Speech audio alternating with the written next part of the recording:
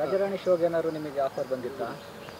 Sir Rajarani ಶೋಗೆ offer ಬಂದಿತ್ತು, ಆದರೆ big boss ಆನೆ ಈಗ ಹೋಗಿದೆ, ಅದ್ರ ಬಗ್ಗೆ ಏನು ಹೇಳ್ತೀರಾ? ಯಾರು ಬಿಗ್ ಬಾಸ್ ಇದ್ದ ಆನೆ ವಿನಯ್? ಅವ್ರು ಹೋಗಿಲ್ಲ, ಗೆಸ್ಟಾಗಿ ಹೋಗಿರೋದಷ್ಟೇ. ಅವರು ಗೆಸ್ಟಾಗಿ ಹೋಗಿದ್ದಾರೆ. ಬಟ್ ನಮಗೂ ಆಫರ್ ಬಂದಿತ್ತು. ಬಟ್ ಗಿಲಿ ಮಾಡ್ತಾ ಇರೋದ್ರಿಂದ ಅಲ್ಲೂ ಟೈಮ್ ಕೊಡೋಕ್ಕಾಗಲ್ಲ. ಯಾಕೆಂದರೆ ಇಲ್ಲಿ 4 ದಿವಸ ಅಲ್ಲೇ ಇರಬೇಕಾಗಿದ್ದರಿಂದ ಆ ಶೂಟ್ಗೂ ಈ ಶೂಟ್ಗೂ ಕ್ಲಾಶ್ ಆಗುತ್ತೆ. ಒಂದೇ ಕಡೆ ಶೂಟಿಂಗ್ ನಡೆಯೋದ್ರಿಂದ ಸಮಸ್ಯೆ ಆಗುತ್ತೆ ಅಂದ್ಬಿಟ್ಟು ಅವರೇ ಬೇಡ ಅಂತ ಇದು ಮಾಡಿದ್ರು. ಸೊ ನಮಗೆ ಗಿಲಿ ಇರೋದನ್ನು ನಗ್ಸೋಕೆ ಒಂದು ಕಾಯಕ ಸಿಕ್ಕಿದೆ. ಅದ್ರ ಮುಖಾಂತರ ನಗಿಸ್ತಾ ಇದ್ವಿ, ಖುಷಿಯಾಗಿದ್ವಿ ನಾನು ನನ್ನ ಹೆಂಡ್ತಿ.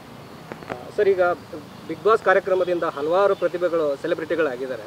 ಅಂತ ಸೆಲೆಬ್ರಿಟಿಗಳ ಲೈಫಲ್ಲಿ ಅವರ ದಾಂಪತ್ಯ ಜೀವನದಲ್ಲಿ ಏರುಪೇರುಗಳಾಗ್ತಾ ಇದ್ದಾವೆ. ಅದ್ರ ಬಗ್ಗೆ ನಿಮ್ಮ ಅಭಿಪ್ರಾಯ ಏನಿದೆ? ಏನು ಹೇಳ್ತೀರಾ?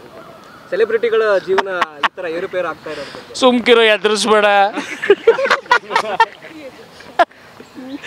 ಹಂಗೇನಿಲ್ಲ ಪೇ. ಏನಂದರೆ ನಾವು ಅರ್ಥ ಮಾಡ್ಕೋಬೇಕು. ಯಾಕೆಂದರೆ ಈಗ ನನಗೂ ಬೇರೆಯವ್ರ ಲೈಫ್ಗೂ ಭಾರಿ ವ್ಯತ್ಯಾಸ ಇದೆ. ನಾವು 3-4 ಕಿಲೋಮೀಟ್ರ್ ನಡ್ಕೊಂಡು ಶಾಲೆಗೆ ಹೋಗ್ತಾಯಿದ್ದವರು 3-4 ಕಿಲೋಮೀಟ್ರ್ ನಡ್ಕೊಂಡು ಎಸ್ಟೇಟಲ್ಲಿ ನಿಂಬೆಹಣ್ಣು ಕುಯ್ಸ್ಕೊಂಬಂದು ವ್ಯಾಪಾರ ಮಾಡ್ತಾಯಿದ್ದರು. ಹೊಲ ಉಳ್ತಿದ್ದವರು, ಟ್ರ್ಯಾಕ್ಟ್ರಲ್ಲಿ ಕೆಲಸ ಮಾಡ್ತಾಯಿದ್ದವನು, ಆಮೇಲೆ ಕೂಲಿ ಕೆಲ್ಸಕ್ಕೆ ಹೋಗ್ತಿದ್ದವರು, ಅದಾದಮೇಲೆ ಸ್ಟ್ರಗಲ್ ಮಾಡ್ಕೊಂಬಂದಿರೋರು.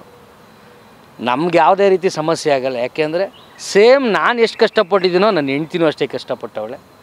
ಒಂದೊಂದು ರೂಪಾಯಿಗೂ ಎಷ್ಟು ವ್ಯಾಲ್ಯೂ ಇದೆ ಅಂತ ನಮಗೆ ಗೊತ್ತು, ಕಣ್ಣೀರಿನ ಬೆಲೆ ಗೊತ್ತು. ಸೊ ಹಂಗಿರುವಾಗ ನಮ್ಗೆ ಯಾವುದೇ ರೀತಿ ಸಮಸ್ಯೆ ಆಗೋಲ್ಲ. ಸೊ ನೀವು ಕೇಳ್ತಿರೋ ಪ್ರಶ್ನೆಗೂ ನಮಗೂ ಭಾರಿ ವ್ಯತ್ಯಾಸ ಇದೆ. ಅವ್ರ ಲೈಫೇ ಬೇರೆ, ನಮ್ಮ ಲೈಫೇ ಬೇರೆ. ನಾನು ಅವ್ರನ್ನ ಜಡ್ಜ್ ಮಾಡೋಕ್ಕಾಗಲ್ಲ, ಅವ್ರು ನನ್ನ ಜಡ್ಜ್ ಮಾಡೋಕ್ಕಾಗಲ್ಲ.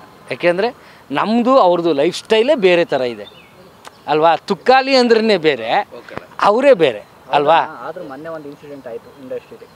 ಈಗ ಚೆನ್ನೈ ಶೆಟ್ಟಿ, ನಿವೇದಿತಾ ಗೌಡರು, ಅದ್ರ ಬಗ್ಗೆ ನಿಮ್ಮ ಒಪಿನಿಯನ್ ಅಂದ್ರೆ ನಾನು ಏನು ಹೇಳಪ್ಪ. ಯಾಕೆಂದರೆ ಅಲ್ಲಲ್ಲ, ನಾನು ಹೇಳ್ದೇನಂದರೆ ಗಂಡ ಹೆಂಡ್ತಿ ಕಷ್ಟನೋ ಸುಖನೋ ಜೊತೆಯಾಗಿ ಅನ್ಯೂನ್ಯವಾಗಿರಬೇಕು.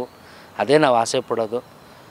ನಾನು ನೀನು ಕೇಳಿರೋ ಪ್ರಶ್ನೆಗೆ ಒಂದೇ ಹೇಳೋದು, ಭಗವಂತ ಮನಸ್ಸು ಮಾಡಿ ಅವ್ರ ಮನಸ್ಸನ್ನ ಚೇಂಜ್ ಮಾಡಿ ಇಬ್ಬರು ಒಂದಾಗಲಿ ಅನ್ನೋದೇ ನನ್ನ ಆಸೆ. ಏಕೆಂದರೆ ತುಂಬ ವರ್ಷ ಜರ್ನಿ ಮಾಡಿದ್ದಾರೆ.